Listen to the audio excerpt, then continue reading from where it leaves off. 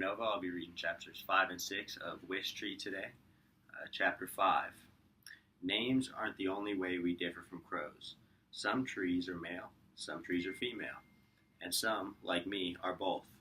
It's confusing, as it's so often the case with nature. Call me she, call me he, anything will work. Over the years, I've learned that botanists, those lucky souls who study the lives of plants all day, call some trees, such as hollies and willows, dioecious, which means they have separate male and female trees. Lots of other trees, like me, are called monoecious. That's just a fancy way of saying that on the same plant you'll find separate male and female flowers. It is also evidence that trees have far more interesting lives than you sometimes give us credit for. Chapter 6. One thing trees and crows have in common, in fact, one thing all the natural world has in common, is the rule that we're not supposed to talk to people. It's for our own protection. At least that's the theory. I've often wondered if the endless silence is a good idea. There have been so many times I've wanted to speak up, to intervene, to help people. I've never said a word, though. That's just the way the world has always worked. Have there been slip-ups? Sure, mistakes have been made. Last year I heard about a frog named Fly, who'd been napping in a mailbox. All frogs are named after bugs they enjoy eating.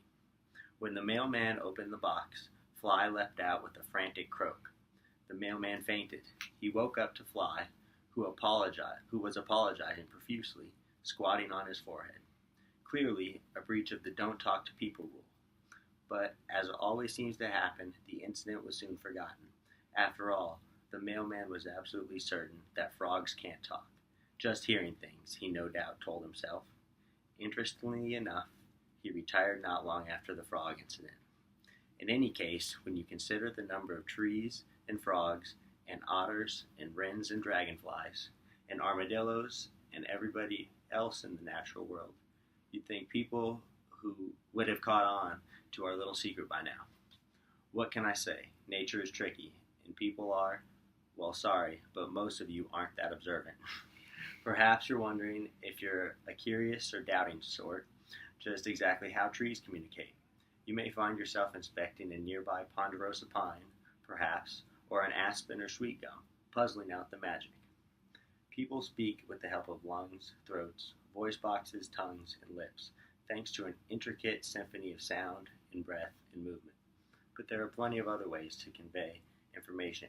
An eyebrow cocked, a giggle stifled, a tear brushed aside. These two are ways you express yourself.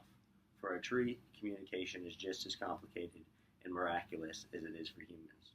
In a mysterious dance of sunlight and sugar, water and wind and soil, we build invisible bridges to connect with the world. Frogs have their own ways of connecting. Same for dogs, same for newts and spiders, elephants and eagles. How exactly do we do it? That's for us to know and you to figure out. Nature also adores a good secret.